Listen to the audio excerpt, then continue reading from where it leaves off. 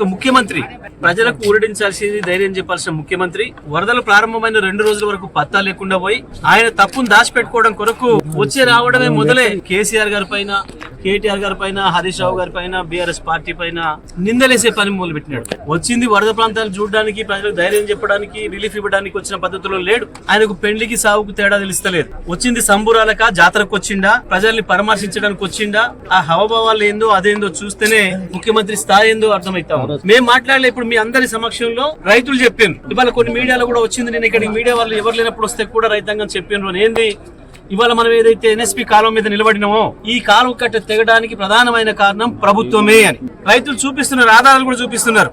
ఖమ్మం జిల్లాకు సంబంధించిన మంత్రులు, ప్రభుత్వం మొన్న ఎండాకాలంలో నీళ్లు తీసుకుపోవడానికి ఖమ్మం కొరకు ఇక్కడ కాలువ కట్టల పైన పోలీసులను పెట్టి మొత్తం తుములన్నిటికి కూడా టాకాలు కొట్టిండ్రు, వెల్డింగ్లు చేసిండ్రు. ఈ తుములు బయటికి తీయడానికి వీలు కాక ఇవాళ ఈ కాలువలు తెగింది తప్ప, కాలువ 3 చోట్ల తెగింది తప్ప దానంతల దిగలే, ఇది ప్రకృతి విలయంతో వచ్చింది కాదు అనే మాట స్పష్టంగా చెప్తా ఉన్నారు ఇవాళ రైతాంగం అందరూ కూడా. ఈ కాలువ కట్టలు తెగడానికి కారణం వాళ్ళే.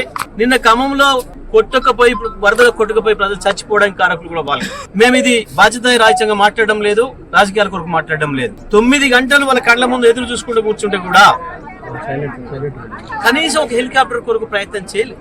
పైగా పొద్దుకిన తర్వాత ప్రజల్లో తిరుగుబాటు మొదలైన తర్వాత వచ్చి ముసలి కన్నీళ్లు గారుస్తున్నారు. మేము ప్రయత్నం చేసినాం, దొరకలేదని ఒక ఆయన, ఆంధ్ర ముఖ్యమంత్రి మాట్లాడిన ఒక ఆయన, ఉన్నది తెలంగాణలో, తెలంగాణ ముఖ్యమంత్రి ఏమైండు. ఏం జరుగుతుంది అసలు ఈ రాష్ట్రంలో? ప్రజల్ని గాలికి వదిలేసి ముఖ్యమంత్రి, మంత్రులు జల్సాలలో ఉన్నారు.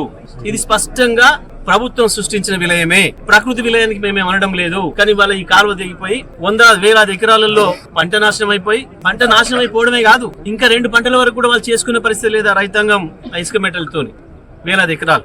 దీని విషయంలో ఇక్కడ ప్రభుత్వమే పూర్తిగా బాధ్యత వహించాల్సి ఉంది. కాబట్టి ఆ రైతాంగం డిమాండ్ చేస్తున్నారు, మాకు పొలాలను ఎప్పుడైతే చేసేయండి, మాకేం పైసలు ఎక్కర్లేదు, మా పొలాలని మళ్ళీ ఉన్నట్టుగా ప్రభుత్వమే చేసేయమని వాళ్ళు అడుగుతున్నారు, మాకు చెప్తున్నారు, డిమాండ్ చేయండి అని హరీష్ రావు గారికి, సరితమ్మ గారికి మాకు చెప్తా ఉన్నారు. ఈ రకంగా మా తరఫున మాట్లాడండి అని చెప్తున్నారు. మేము మాట్లాడితే రాజకీయం అని మాట్లాడుతున్నారు, మేము మాట్లాడక ముందే మీరు రాజకీయం మాట్లాడుతున్నారు. మీకంటే ముందే మా వాళ్ళే ప్రజలలో ఉన్నారు, మా బీఆర్ఎస్ పార్టీ కార్యకర్తలే ప్రజలలో ఉన్నారు. 50,000 రూపాయలకు తక్కువ అయితే మాకు బాగా కాదు పొలం, మేము ఇప్పుడు పెట్టిన పెట్టుబడి 30,000 రూపాయలు పోయింది, ఇంకా 50,000 పెడితే తప్ప మళ్ళీ పొలాలు మా చేతికి రావనే మాట చెప్తున్నారు. కాబట్టి మేట కొట్టుకుపోయిన పొలాలకు 50,000 రూపాయల చొప్పున పరిహారం ఇవ్వాలి, సహాయం చేయాలి ప్రభుత్వం నుంచి. మిగతా పొలాలకు మొత్తం కూడా ఏదైతే పంట నష్టపోయిన పొలాలకు 30,000 రూపాయల చొప్పున పరిహారం ఇవ్వాలి.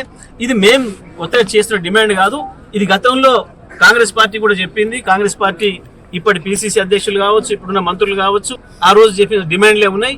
వాళ్ళు ఆ రోజు ఏదైతే ప్రజల తరఫున డిమాండ్ చేసిండ్రో, ప్రజలు చెప్పిన పద్ధతిలో దాన్ని అమలు చేయమని చెప్పి మేము అడుగుతా ఉన్నాం, డిమాండ్ చేస్తా ఉన్నాం బీఆర్ఎస్ పార్టీ తరఫున.